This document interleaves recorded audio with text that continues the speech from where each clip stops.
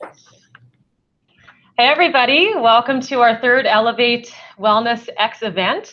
It is an event that is co-presented by Wellness and Ellevate, and my name is Pam Lear. I'm your pinch hitter host for today, and I'm from ATV's Media and Story team.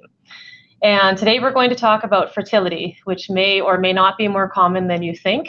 It is estimated that about 1 in 6 couples struggle to conceive, and it obviously causes a lot of emotional stress. And with that, I was doing some research recently, and one woman wrote in a blog about it that infertility seems like a constant reminder that life is not fair. On top of emotional stress, it also causes financial distress. Some couples in their dream to have children, it can set them back thousands and thousands of dollars. In Alberta, fertility treatments are not covered. So whether you go to a private clinic or you go with public health care, you will be paying out of pocket for your dream to have a child.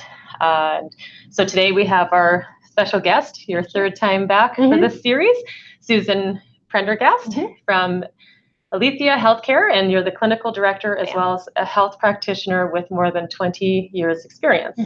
So I think you know pretty much everything about everything. I don't know about that, but with women's health. So Susan specializes in women's health issues, everything from menopause to hormone replacement therapy, and today we're talking about fertility. Our bodies are complicated. You'll explain to ATP team members hormones and other factors that influence your chances of possibly getting pregnant naturally. This will be an interactive session. We will take a look for your questions. If you have any, feel free to leave them below, and we'll do our best to answer those as we go through. For now, I'll let Susan do her presentation, and then we'll start the question and answer period afterwards.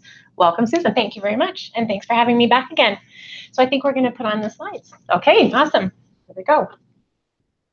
So I am going to start with some background as to explaining, can you put it forward one more, sorry? You bet. As to explaining the normal ovarian and uterine cycle, so how women menstruate and how our cycles work before we start trying to have children.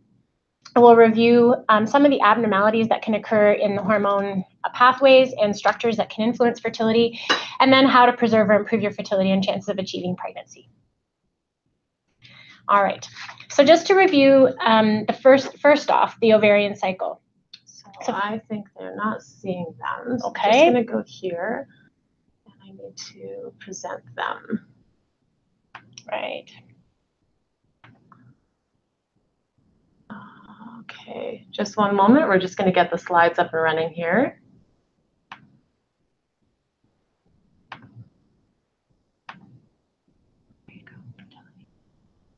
We'll go to here.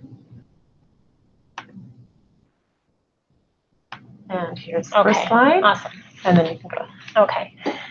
So when females are born, we are born with a certain and limited number of oocytes, which are our eggs. And until we transition through puberty, these oocytes are inactive. After puberty, approximately every 28 days, a few of our ovarian follicles will develop. So a few of our eggs will actually be developed. The cycle of the ovary and development of the follicles and oocytes are two-phased. There's the follicular phase and the luteal phase. During the follicular phase, the first half of the cycle, follicles are prepared and developed. One follicle develops further and reaches maturity where the other ones don't. And this follicle releases an ovum. This release of an ovum is called ovulation. The luteal phase is the second half of the cycle, whereby that released ovum is sent through the fallopian tubes for fertilization, and at the same time, the uterine lining is prepared to accept that ovum after fertilization. Ovulation and preparation of the follicle is under the control of an intricate hormonal pathway. A surge in something called luteinizing hormone, or LH, causes a drop in estrogen and development of the oocyte and an increase in production of progesterone. So we're back to these same old hormones that we've been talking about for the last 2 sessions, progesterone and estrogen again. And ovulation occurs once monthly. This diagram shows the follicle at the bottom of the ovary. at the bottom of your screen, the primordial follicle. And it is the part of the follicle that develops, and it changes and changes and changes until there's one secondary oocyte that's prepared and released out of the fallopian tube, or out of the ovary, sorry. This diagram demonstrates the relationship between the hormones, the ovarian cycle, or the development of the follicle, and the ovum, and how the uterine lining is meant to respond to the hormones. The uterine lining changes that take place also cyclically happen every month, and it's known also as the uterine cycle. So there's two parts to all of our menstrual cycles, the ovarian cycle and the uterine cycle. Again, the uterine cycle is divided into 3 or 4 phases depending upon which authors you're reading. The uterine cycle is cyclic and reflects the hormonal changes that affect the ovarian cycle. So each of the hormones plays a role in each part. The uterine cycle really is about preparing that uterine lining for acceptance of the fertilized egg. As the previous slides have shown, the development of a follicle and ovum for fertilization and preparation of the lining of the uterus are intricately controlled by hormones. These hormones are produced in the hypothalamus, the pituitary gland, the ovary, and in the ovum itself. So again, a very, very intricate and complex process. When monitoring or tracking your cycle for the best chance of achieving a pregnancy or for avoiding pregnancy, body temperature as well as other indicators can be monitored because these symptoms of ovulation are also controlled by the same hormones. And in this diagram, you could see there's a line for body temperature. You'll see that body temperature actually increases at ovulation. And it maintains at a slightly elevated temperature until progesterone drops from concentration. One of the more common ways we can track fertility. The other component in fertility is the reproductive structures. So we have the ovary that releases the ovum, we have the fallopian tubes that carry the ovum into the uterus, and we have the uterus. And there are many, many things that can affect fertility. Things related to the male contributor will not be discussed today, but for women, more common things that can affect our fertility are pelvic inflammatory disease, endometriosis, polycystic ovarian disease, and cyclic alterations, and we're going to talk about each of these very quickly. With pelvic inflammatory disease, the woman has an infection that's occurred through sexual transmission, childbirth, or induced miscarriage that leads to an abscess or scar tissue in the fallopian tube or within the uterus. And it affects how the ovum travels through the fallopian tubes or how it implants inside the uterine lining. So when a provider assesses a woman for fertility challenges, one of the first things you might find is that they ask you to have something called a hysterosalpingogram. And basically what happens is a tube is sent up through the vagina, through the cervix, and into the uterus, and then dye is sent into the fallopian tubes to make sure that the tubes are actually open and there isn't a blockage occurring. So this is one of the reasons why some women have challenges with their fertility. Another is endometriosis. So with endometriosis, there's a change to the hormones in the woman's body that leads to her having a large amount of tissue laid down in her reproductive organs, and also it can happen outside of the reproductive system. And that tissue becomes quite hardened and can affect whether or not the ovum, when it's fertilized, can actually implant into the inside of the uterus. So again, it affects not necessarily the fertilization of the ovum, but how that blastocyst would implant into the uterine lining. Another change that can happen is cyclical changes. So we see women have very long cycles, very short cycles, or they don't ovulate at all. And these are all related to hormones. We have some women who experience fibroids, which is basically a benign tumor that develops inside the ovary. And again, this can block the release, the development and release of a fertilizable ovum every month. Another would be an ovarian cyst, which is basically a fluid-filled cyst that starts to develop inside the ovary and does the same thing. It stops the normal development of an ovum every month, or the release of that ovum. More commonly, we might see people experiencing polycystic ovarian disease or polycystic ovarian syndrome, where multiple cysts are sitting in that ovary and just basically filling up the space and stopping production of the fertilizable ovum every month. The problem with PCOS is that it can become syndrome related in that the high levels of testosterone that are produced as a result of these multiple cysts sitting in the ovary can affect other organs. So can affect the pancreas, can affect kidney, can affect the testosterone itself, can have an effect on women's production and use of insulin in their system, et cetera, et cetera. This is just a diagram to show what happens with the cysts. So a normal producing follicle will stop maturing, and that unmature follicle will, rather than being resorbed, will sit inside the ovary, and this happens every month, rather than them being shot out into the fallopian tube. And for those women, again, it's quite common. They may have other body effects, including hair growth, weight gain, issues with diabetes, etc. I think before we move on into talking about some of the things you can do to protect your fertility, does anybody have any questions that they want to ask about the physiology or the pathophysiology of any of these situations? You don't know. Oh, you can go ahead. Okay, we're all good? All right.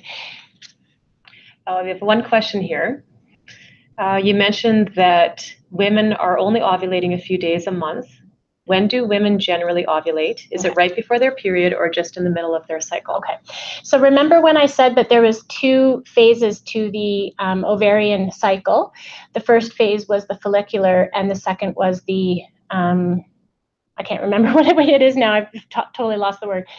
At the end of the follicular phase is when you ovulate. So when that fertilizable ovum is shot out from the ovary is what is called ovulation, and you only do that once, and it's generally in the middle of the cycle. It can, however, happen at different times for every woman. So the typical cycle is around 28 days. For some women, our follicular phases are quite short, so we might have a follicular phase of 10 days and a very long second half of our cycle.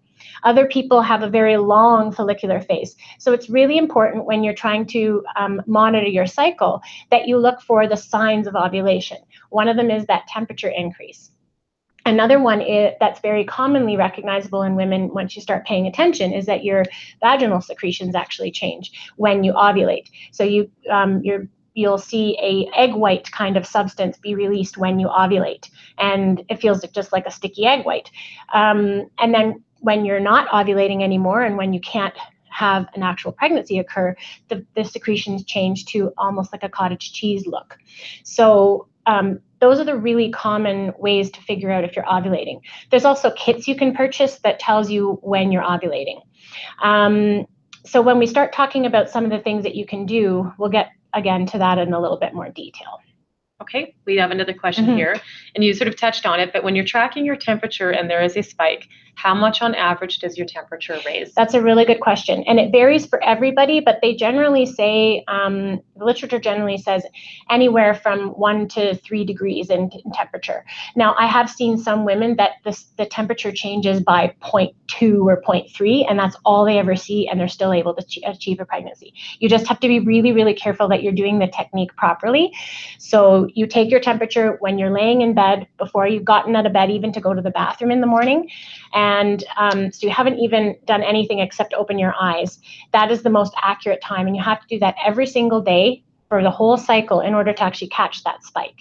Some women, if the spike doesn't happen, you still can ovulate, but if you do ovulate, it may mean that you're not allowed to, the fertilized ovum, even if it does get fertilized, won't implant because that temperature change reflects progesterone level in the blood as well.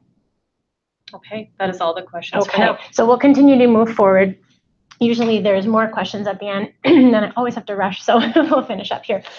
The other common things that can happen, and this is where we may have more control over our bodies. Many of the things that I've talked about so far, really, there's not much you can do about them. So if you have PCOS, if you have fibroids, if you have cysts, there are things that are going to require medical help.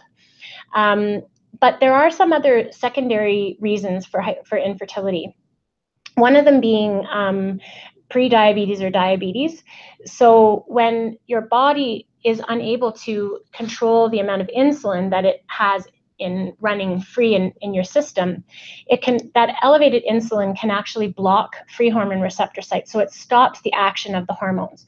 And why I say this is something that you might be able to do something about is that for many of us, we may be predisposed to diabetes through our genetics, but our lifestyle plays a big factor into diabetes. So if we're already at risk, it would be, doing the really good lifestyle changes like improving your diet, exercising, which have direct effects on diabetic risk.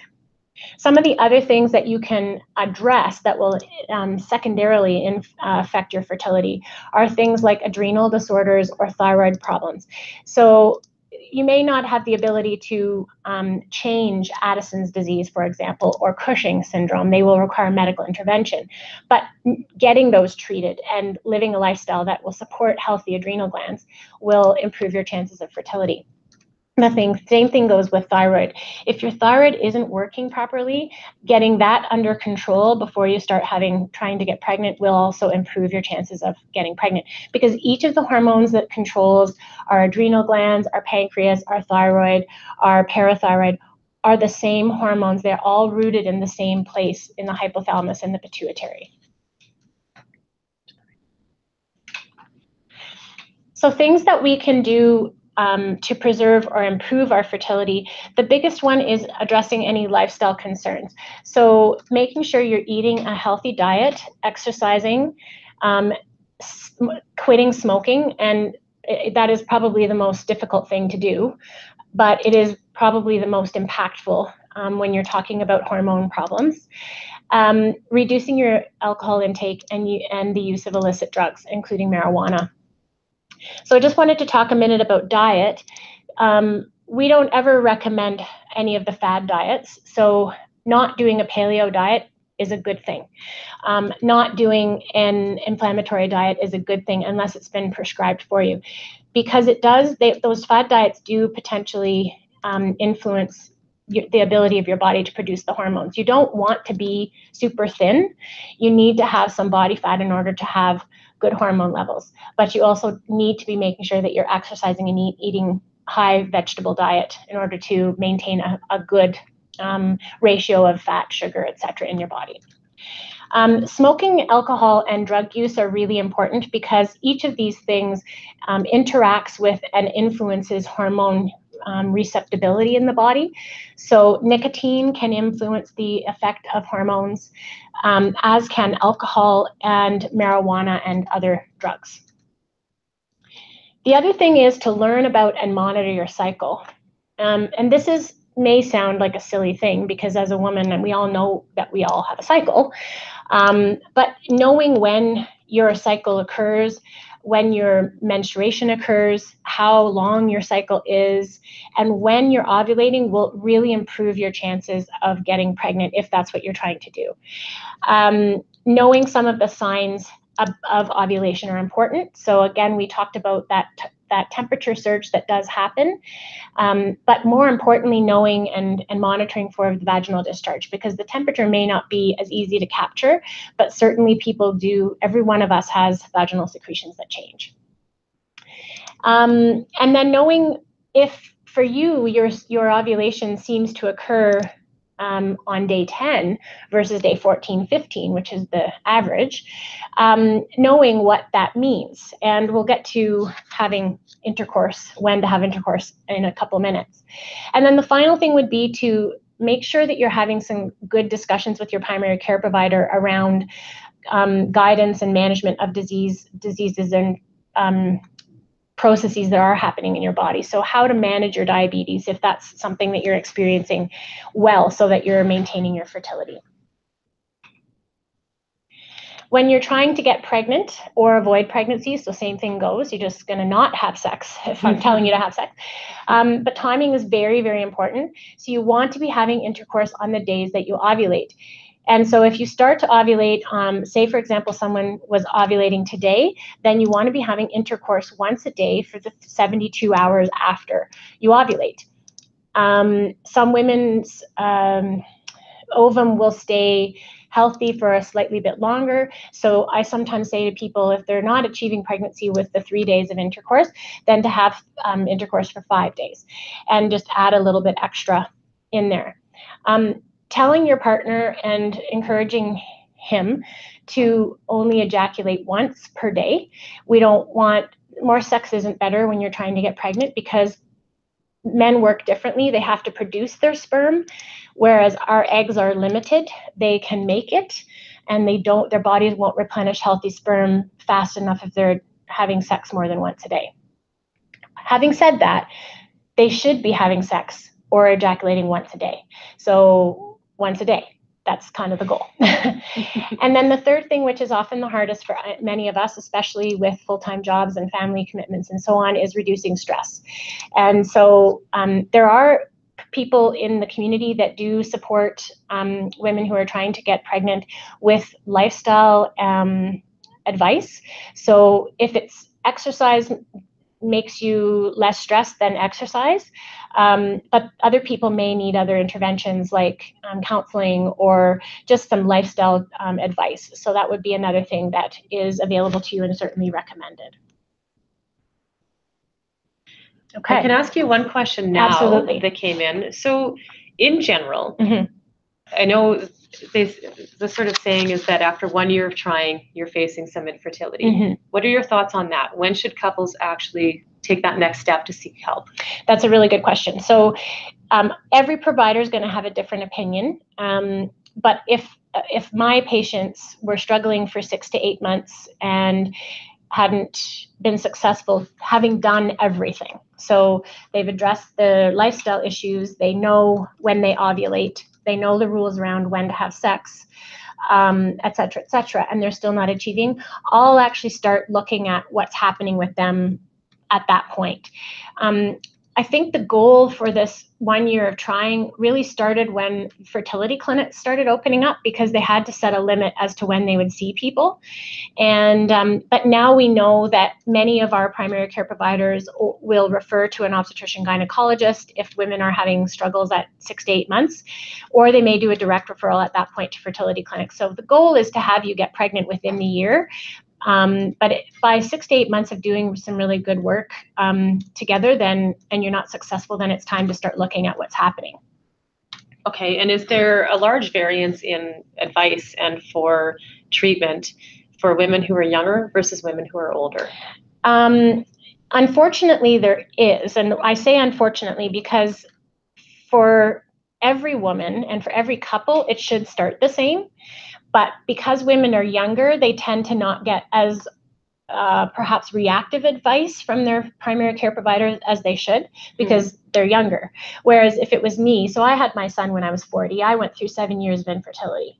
And for me, when I started the process, I was quite young, and I wasn't able to kind of encourage my provider to start looking at things early. It took us years to get the help we needed to. And that's the unfortunate part about it, is that if a woman comes in and she's 25 and she's been struggling for 6 to 8 months getting pregnant, she should have that, someone should be on top of that. But the 40-year-old that wants to get pregnant tends to get that advice faster. And it's the same process. We would start with looking at the male factor. So everyone's partner or the male contributor should have their sperm checked. That's the first thing. And unfortunately, it's often the third or fourth thing that people get done. And then the second thing would be having a sit down with a provider to figure out when the woman's ovulating. And that would be the first step. The second thing would be looking at blood work. So what's happening in the body that could be affecting the woman's chance of getting pregnant? Is there a thyroid issue? Is there something going on with her adrenals? Is she pre-diabetic? We would want to start that investigation as soon as possible. And what do you find are the top factors? If you're just on an average, and I know that every woman is different, vastly different from the standpoint of age and complications with, getting pregnant, but what would you say are common factors you would look at first?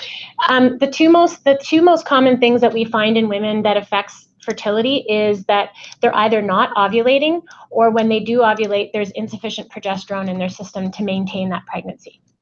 So they could be not ovulating for many reasons, or or if they are ovulating, something's happening hormonally that's stopping that ovum from developing.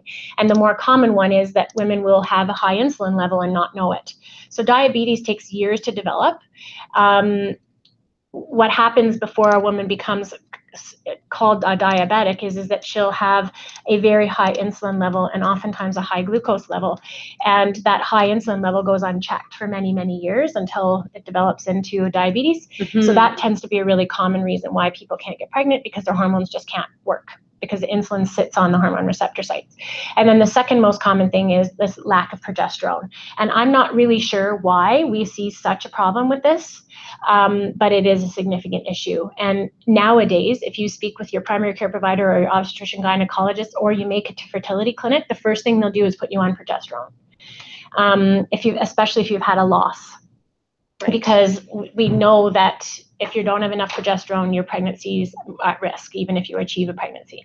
So those are the two more common things we see. Okay. We have many more questions, but I'll let you carry on. So we just have one more slide. It was basically just reminding you of that there is help out there. And I'm going to go back to this one simply because we can leave it on that screen for a second. Is that I think the other thing, the message that I wanted to make sure women got from this discussion is that this is a very complex, multifactorial process. It's not easy for many, many, many of us to get pregnant. It should be easy, but it isn't.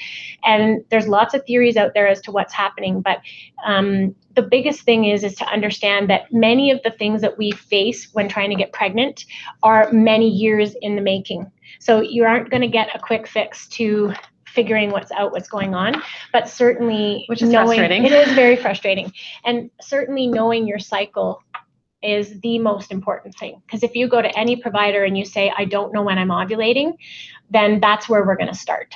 Right. So that was kind of the biggest important message I wanted to put out. Okay. So I think we'll stop for now, and we can go back to slides or questions, whatever works for everyone else. Okay. I think I'm back on camera here.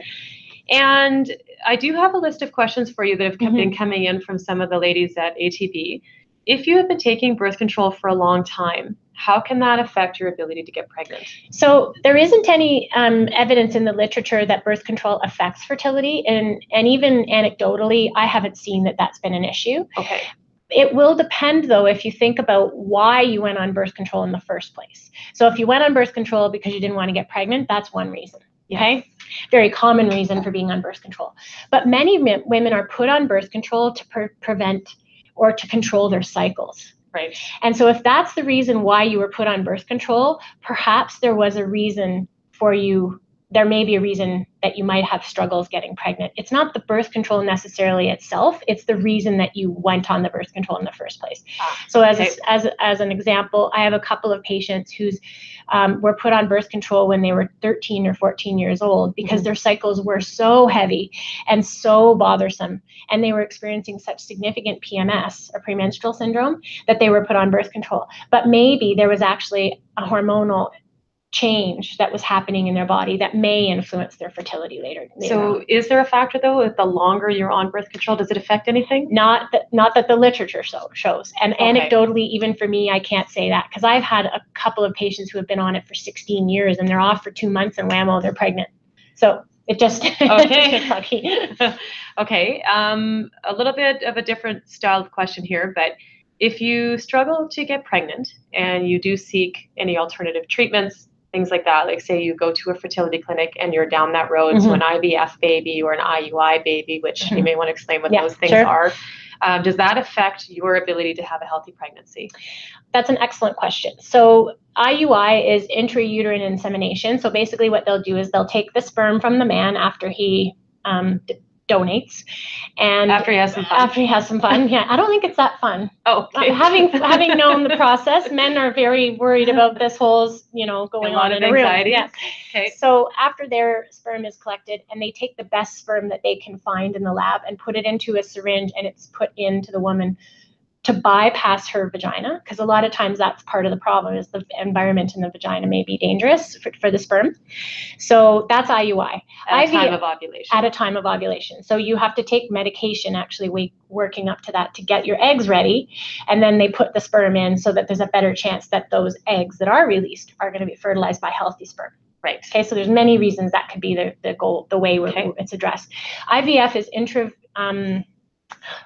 what is it? You can tell I'm going through menopause. I'm having some memory change. A little more of a scientific IVF approach. is the very scientific approach. So basically what they do is put women on high doses of hormone to develop 1, 2, 3, 20 of those follicles. And then they're taken out surgically and then allowed to grow in a petri dish. The sperm is introduced into this petri dish, and then that blastocyst is actually put back into the woman through her vagina. So it's a very long scientific process. In vitro fertilization, sorry, that's what it's called. So the two are very different. Both times you're on hormones. With IVF, you're on high doses, and the goal is to get multiple ovum. Okay? With IUI, it's really a couple of ovums, that's all they want, and they just want the sperm and the ovum to get an opportunity. Now, if you go through IVF, and you also have something called ICSI, so intracytoplasmic sperm injection. So they actually take the tail of the sperm and they force it into the ovum. That's considered to put the fetus at higher risk because you've chosen the sperm and you've chosen the ovum. Who knows if this is the healthiest sperm? Who knows if this is the healthiest ovum? So you're forcing that genetic mix. It's not nature's choice. Right. And so that is looked upon as being potentially more risky. But once the woman is pregnant, as long as she's been healthy and she is healthy during her pregnancy, then her risk is as low as everyone else's. And I want you to understand that because there are messages given to many women that they have a high risk pregnancy because they have IVF, and that's absolutely not the case. And also, your age doesn't necessarily put you at high risk. Once you're pregnant, as long as you're healthy, you are not a high-risk pregnancy just because you're 40. And that is the message that is given to a lot of women. So it limits. And that was a question I was just about to address. It limits the provider that you are allowed to access, because some women still want to have a midwife. But if they're deemed high risk, they wouldn't be able to access a midwife. Right. Well, why not? She's pregnant. She's healthy. So it doesn't have anything to do with her pregnancy. It was getting you pregnant. That's the problem. And every woman is different. But as far as fertility range, how far are you seeing that women typically, knowing every woman is different, how far do you see that women into their 40s can conceive safely and naturally? Naturally, I don't know that I've seen too many women that have chosen to have that have tried to get pregnant naturally past about 45. Yeah. I've seen women achieve pregnancy through other means after 45. Right. But usually by that time we're in that perimenopausal phase, so those hormones do switch around a little bit. Okay. I have a question here. If you've experienced a miscarriage, is there a way to incorporate more progesterone into your diet naturally? Unfortunately, not a way to put progesterone naturally, but you could certainly look at the opposite hormone, which would be your estrogen. If you wanted to kind of make sure that there was a balance between the estrogen and progesterone, you could look at whether you're taking a high diet of phytoestrogens or soy products. That might help to kind of balance that out.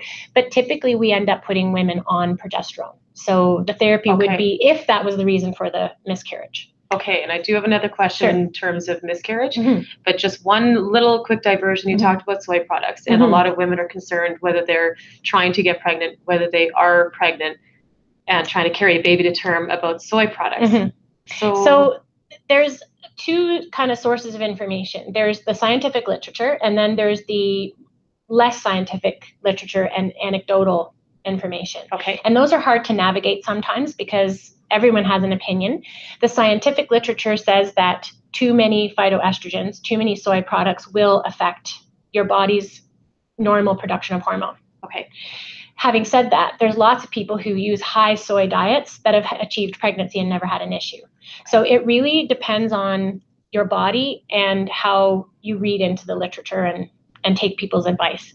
I, as a medical provider, tend to lean to one side, but I also am very organic care provider. So I kind of have to say which side. I sit right in the middle. Honestly, I have I used to be a midwife. So that tells you kind of how organic I am. So I can appreciate that we don't know everything. Yes. And for some people, not eating cow's milk protein, they supplement it with soy products. Great, it works for them. Yeah. I don't have a problem with it. Will it affect your fertility? Who knows? There might be a reason, though, why you're having a problem getting pregnant first, and it might not have anything to do with the soy. So it's really balancing that medical and kind of organic side. Okay. Another question from an ATV team member. If you've experienced a miscarriage, is it safe to assume that the sperm is strong since you were able to get pregnant in the first place? No. So it could be that there is an issue with the sperm and you were just lucky that one time. So what happens when they look at the sperm is they count the number of sperm and the ratio of healthy sperm to unhealthy sperm. So it could have been that pregnancy was achieved by that one lucky healthy sperm that's amongst 4 million other unhealthy sperm. Does that make sense? So it isn't a guarantee. And when there's issues with multiple miscarriages or there's issues with not getting pregnant, it always should involve looking at the donor of the sperm's sperm. Okay. Which brings me quickly to miscarriage. Also, then this is personal advice as well as professional, don't let anyone tell you that it's normal for women to have 3 to 4 miscarriages before we start investigating. I would never want someone to go through 2, 3, or even 1 miscarriage. And if your provider's telling you that you have to have 4 miscarriages before they'll do blood work, find another provider. Fabulous advice. And I can speak personally that, one of my best friends has an IVF baby and had the baby. The baby's healthy. Everything's great, great, great. And she said that she was warned with her first IVF treatment that it's common, it will not take. Yeah. So there are a lot of, I don't know if they're misconceptions or that miscarriages kind of all happen all the time. Like wives' tales. I'm not sure what they are, but with IVF, that is true. Okay. Because what happens with IVF is the first time that IVF is done, so you go through the process of IVF, starts with doing the hormones. And if they're even successful at getting an ovum, you oftentimes have to go through multiple cycles to even just get one. Right. And so that one ovum that develops may not be healthy. And that sperm set that you get may not have the right sperm. Do you know what I mean? Yeah. So miscarriages or in lack of success are common, unfortunately, but it doesn't mean that we continue to go through that path of losing our kids. Yes. To get success. It's not okay. Like you should be having someone look after you. So we talked about it a little bit in the intro, but obviously there are financial struggles. I did some research, and with IVF, you're looking at, it could cost you $10,000 to $15,000 or more, depending whether, obviously if you're private or public, it's a very expensive thing. But we also talked about the emotional toll. And I have seen my friends and you go through a lot of turmoil and trauma with that. So having been alongside a lot of these women with the struggles they've been having, do you have any advice for those that are going through it or for those that are supporting someone who is going through it on how do you talk to them? How do you support them? How can you support their lifestyle? Yeah. So I think the biggest thing with going through fertility treatments is that the person or the couple has good support system. One of the unfortunate things that's happened in our city recently, and not everyone lives in Edmonton, is we have lost our funded fertility clinic. People in Calgary still have their fantastic fertility clinic. The fertility clinic that's now running in Edmonton is still kind of getting going, and so but the fertility clinic should offer and does offer psychologist counseling, and I would highly advise couples to take that opportunity. And it's not an extra fee, it's part of the process. Sit down as a couple, and if you're having troubles, talk it through with someone. As a person going through it, it's highly tumultuous. The hormones also cause major emotional and mental health shifts for some women. And so the partners often struggle with how to deal with their partner. And then as friends, watching your loved ones go through that, it's also very difficult. And being a supporter, a person to talk through issues with, being open to talking about this over and over and over again. I'm sure many of my friends said the same thing. Like it becomes an obsession because it's all you do. So try to understand that. And then the other thing we oftentimes will do is we'll brush off stuff. So for people who have multiple losses or even one loss, being sensitive to the fact that the little comments that we make to try to make people feel better aren't always helpful. So, oh, there's always next time, or there must have been a reason. Well, in fact, that's not the case. So just being sensitive to those sorts of things. And we see lots of stuff on Facebook and Instagram about those kind of comments that people have well-meaning, but they're actually quite hurtful. So, and it does remind me of the comment that I stated in the intro, that one woman in her blog said that it's a constant reminder that life is not absolutely fair. So we know that there's a lot of financial and emotional turmoil that goes with it. Yeah. We do have another question here. So for patients that are going through IVF, can you describe some of we sort of talked a little bit about the mental, but some of the physical challenges, and do you have any advice for women that are at that stage of their fertility treatments? So I guess the first thing I would say is that for anyone who's faced with the decision of whether to go through IVF, oftentimes what we'll do is we'll weigh adoption versus doing the IVF, because they cost about the same. And so I think you and your partner have to be very clear about what sort of a financial investment you're going to make. And then the second thing would be to, if you do go that route, to understand that even though you're off the treatments fairly quickly, the effects last for a while. Okay. So, and I will give you an example, is that it's more common for women to have breastfeeding issues if they've had IVF. No one will tell you that, but it's a truth and it's shown in the literature. And it's sometimes related to the fact that we weren't able to achieve a pregnancy naturally, so something must be wrong hormonally. Those same hormones influence your ability to breastfeed. So it won't be get through the hormones, get pregnant, and we're all done. Some people do have issues as they progress into parenting. Right. So the other thing would be with IVF, you will be taking injections. So you need to figure out how you're going to work that. And it's injections every single day.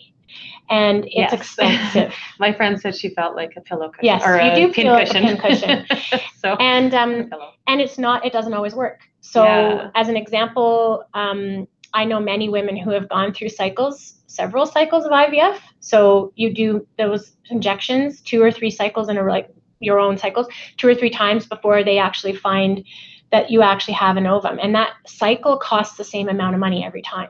Okay. So it's not just $2,000 for the drugs. It's $2,000 times however cycle you have to go through to get that egg. Right. And then once you've got those ovum, you still have to then go through the process of having them taken out and put back in. And then part of that cost, of course, is it depends on your drug coverage for Absolutely. you, your partner, or however that works. But drug coverage is critical at a time like that. It can reduce the cost or having the financials. 30 to 40%. Yeah. Right. And I will say, having done it myself, I would never have done it any differently. I have a healthy child as a result. I had a home birth, so you don't have to be high risk. So it does sometimes work out, not always, but at least then what some of my patients have said is at least I know that I've done everything I can, and then I can look beyond having my own child as to how I will parent or become involved with kids. Well, I think you gave me the perfect bridge, because you said about how it will work out. So one of the questions that came in is for athletes. Yes. If you are working out and you're active, now it's one thing being, so I am an Ironman athlete, so it's one thing coming from that level of athleticism. It's another thing being maybe a weekend warrior or someone who does 20 to 30 minutes a day. Yeah. Now, depending, obviously extreme is extreme, but depending where you're at, leading into, so trying to get pregnant, whether you're struggling or not, but trying to get pregnant or newly pregnant, do you have advice for any of those phases? And sure. So being an old athlete myself, and I'm talking old, it may influence your fertility depending on how often and how intensely you're working, your training. But many women get pregnant and they run marathons and do highly intense exercise as part of their lifestyle. So it doesn't necessarily mean you're not going to achieve pregnancy. And I did have one patient when I was working in Toronto who ran a marathon at 6 months pregnant. Oh, so wow. It just depends on you, honestly. Okay. Now, if you're spotting, if you've achieved a pregnancy and you start bleeding, then of course your provider is going to say, look, you got to slow down. And so you have to be prepared for that. I would assume they'd be worried about a miscarriage at that point. Yes.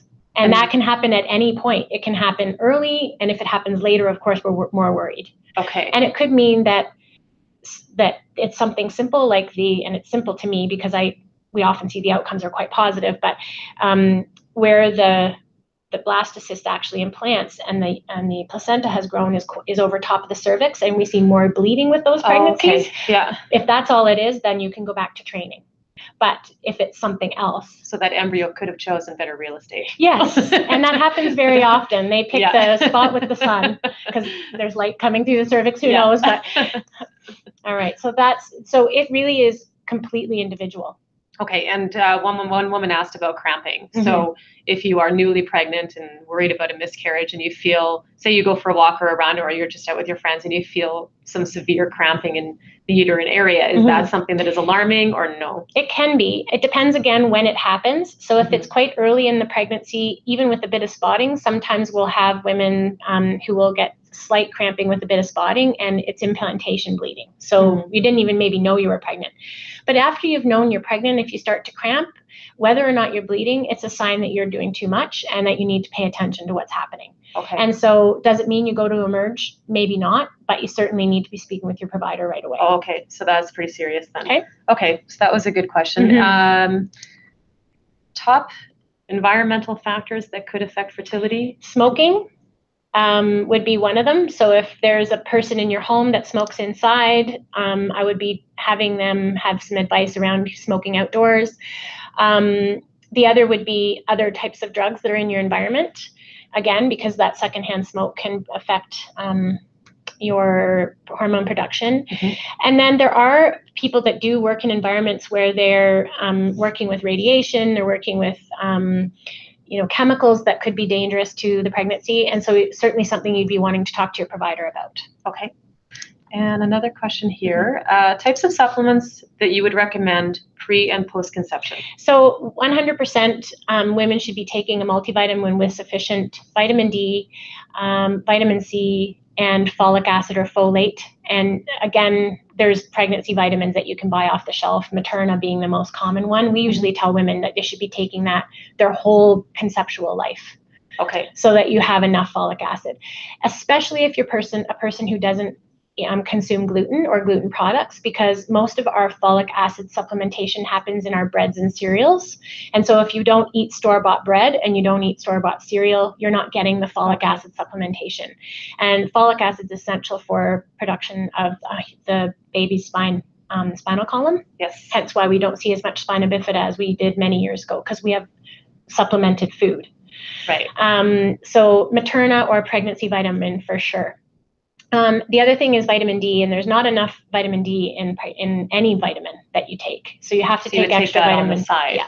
And how much would you take for vitamin D? I usually tell women they should be taking what the recommended daily allowance is, so 800 international units a day. And I think the vitamin D supplementation that's in any of the typical multivites are about 400. So another 400 units would be adequate. Now, some providers recommend way higher doses, and there may be a reason for that. So I would take the advice of your physician or your nurse practitioner.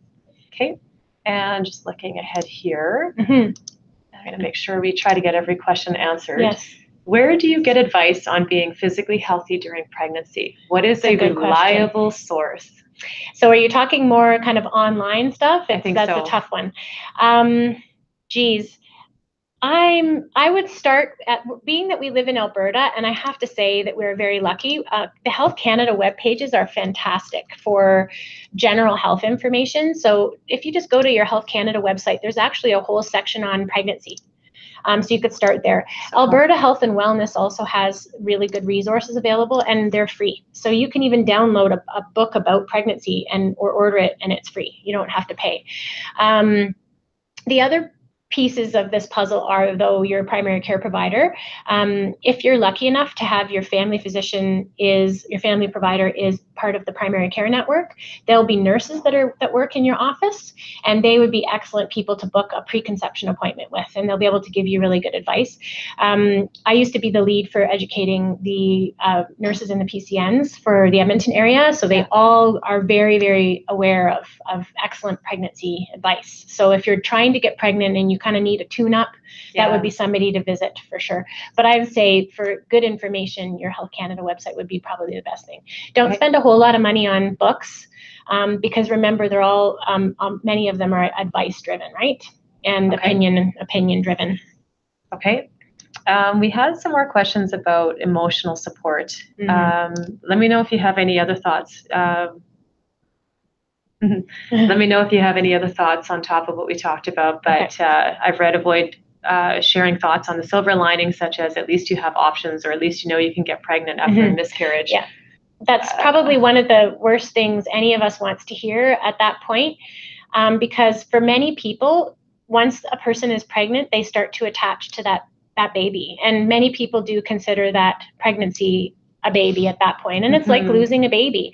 So being sensitive to the fact that you know, that isn't the way many of us think.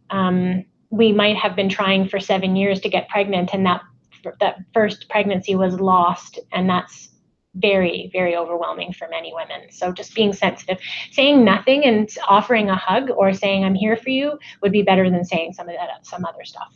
Yeah, and then maybe supporting a healthy lifestyle, as you mentioned. That's obviously very critical going forward, whether they're, especially if they're trying again. Yeah, and if you're struggling with that loss, if you're struggling with how to move forward, find a good psychologist, find a good counselor. And there's many out there that do excellent work around pregnancy loss. Great.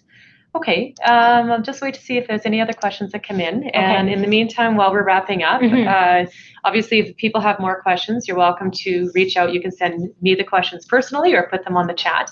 And then also they could reach out to you if you want to talk a little bit about how they reach you. Sure. Oh, my slides are gone. I just pushed forward. I hope I didn't wreck anything. We'll see if they can bring it back up. Yes, I would definitely encourage people to start with their primary care provider. But if they're looking for some advice elsewhere, there are other providers in the city, in both Calgary, Edmonton, and outside in the smaller communities that provide excellent support and advice around pregnancy and fertility. If you're looking for more than that, requesting a referral to an obstetrician gynecologist would be a good option for some people. But yes, you're definitely welcome to reach out to us or to me. I'm even happy to answer questions by email if it's something straightforward. Great. And again, if anyone has any questions with that, we're more than willing to help with that and facilitate that communication with you. So thank you for coming by, and thank you. For all team members that may be going through this, whatever phase that may be, hopefully this answers a few questions and helps alleviate some of the anxiety along the way, and hopefully have some success stories out there. Yeah, and if it doesn't, then maybe gives you the push to look outside the typical route and get some help. Yeah, no, fabulous. Okay, thank you very much, Susan. Thanks, guys.